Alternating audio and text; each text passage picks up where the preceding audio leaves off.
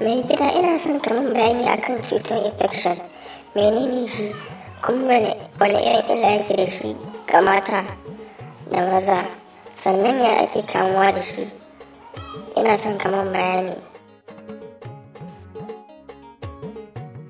Hakika ciwon infection ciwo ne mai matakar illa, musamman yanzu ciwon ya zama ruwan dare wa mata har da mazan.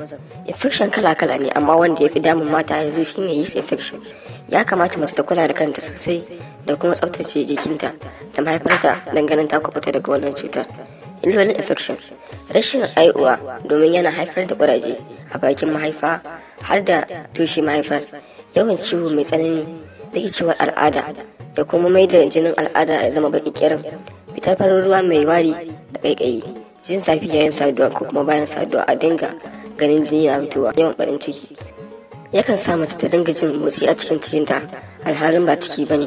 Yakan mai da gaban mace ya kankance, sannan ta dinga jin zugi a cikin aurenta.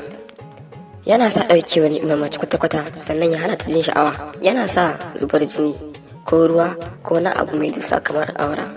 Illolin infection ga maza: kankancewar al'aura, rashin sha'awa, saurin inzali, yawan fitar ruwa da sauransu. Abubuwan da ke kawo infection: rashin sanya pad, barin sa always a jiki ya daɗe musamman lokacin al'ada, barin pad mai datti a jiki musamman ana so mace ta dinga canza pad a kowane rana akalla sau 2, yawan yin tsarki da ruwan sanyi, wasa da gaba, yawancin ɗanyen albasa, daɗewa akan masai, saduwa da mai cutar da dai sauransu.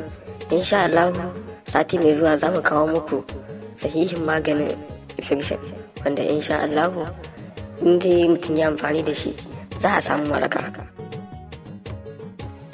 Al'ummar Hausa TV. Ku kasance da Hausa TV don samun sabbin shirye-shiryen. Mun gode.